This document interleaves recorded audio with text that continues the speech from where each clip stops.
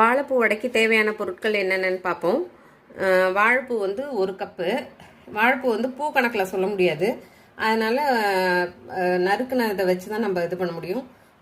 இதை வந்து நான் மோரில் போட்டு வச்சுருவேன். நான் இப்போ எல்லாம் பொடி பொடியாக அரிஞ்சிட்டு இந்த வாழைப்பூ வடை செய்யும் போது காமிக்கிறேன் பாருங்கள். இப்போ கடலப்பருப்பும் துவரம்பருப்பையும் ஊற வச்சுருவேன்.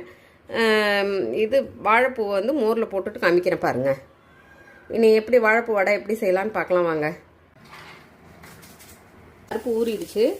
2 மிளகாய், தோலோட பூண்டு போட்டுக்கலாம். பூண்டு மட்டும் கொஞ்சம் கடைசியாக ஒரு சுற்றும் போது போட்டுக்கலாம். இந்த சோம்பு. இப்போ வந்து தேவையான அளவு உப்பு போட்டுடலாம். இப்போ தண்ணி சுத்தமாக வடிச்சிட்டு இந்த பருப்பெல்லாம் இருக்கு இல்லையா, இந்த பருப்பு எடுத்து போட்டு கொஞ்சம் கொஞ்சமாக தான் தண்ணி ஊற்றணும்.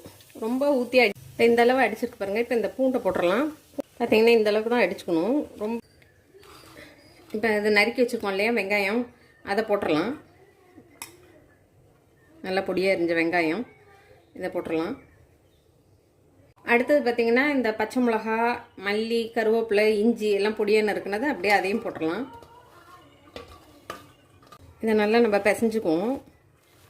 இப்போ பார்த்திங்கன்னா நம்ம இந்த இது கலந்து வச்சுருக்கோம். இப்போ இந்த வாழைப்பூ மோரில் போட்டு வச்சுருக்கோம் இல்லையா, இதை நல்லா புழிஞ்சிட்டு, நல்லா டைட்டாக புழிஞ்சிட்டு நம்ம போட போகிறப்ப தான் இது பண்ணணும். பாருங்கள், எண்ணெய் இங்கே வச்சுருக்கேன் பாருங்கள், அடுப்பில் எண்ணெய் வச்சுருக்கேன். அந்த டைம் தான் இதை போட்டு கலக்கணும், இல்லைன்னா ரொம்ப தண்ணி விட்டு போயிடும். இதில் போட்டு கலந்துடணும். இப்போ கலந்துட்டு காமிக்கிறேன் பாருங்கள். நல்லா புழிஞ்சிட்டு எல்லாத்தையும் போட்டு பெசரிட்டு காமிக்கிறேன். நிறைய பேர் வாழைப்பூ வந்து ஒரு அரை வேக்காடு கொடுக்கணும்பாங்க. அதெல்லாம் தேவையில்லை, இது எண்ணெயிலே வெந்துடும். அதனால் இதை ஃபுல்லாக புழிஞ்சிட்டு கலந்துட்டு நான் காமிக்கிறேன் பாருங்கள். கரெக்டாக நல்லா ஒன்று கூட பிரியல பாருங்கள். உங்களுக்கு அப்படி பிரியிற மாதிரி தோணுது, பிரியுதுன்னா லைட்டாக கடல மாவு போட்டுக்கோங்க. கடல மாவு போட்டிங்கன்னா எல்லாம் ஒரு சேர வந்துடும். அரிசி மாவு போடக்கூடாது. அரிசி மாவு போட்டால் ரொம்ப ஹார்டாகிடும், வடை சாஃப்ட்னஸ் இருக்காது. வடை பாருங்கள் எவ்வளோ சூப்பராக வந்திருக்குன்னு. இந்த ஷார்ட்ஸோட ஃபுல் வீடியோ வேணும்னா நான் ஃபஸ்ட் கமெண்ட்டில் கொடுக்குறேன், அதில் பார்த்துக்கோங்க. லிங்க் அதில் போய் பாருங்கள், ஃபுல் டீட்டெயில் இருக்கும். தேங்க்யூ. பாருங்கள், வாழைப்பூ வடை முடிஞ்சிருச்சு. இந்த வீடியோ நீங்கள்லாம் பார்த்துருப்பீங்க, உங்களுக்கெல்லாம் பிடிச்சிருக்குன்னு நினைக்கிறேன். இது மாதிரி வீட்டில் செஞ்சு பாருங்கள்.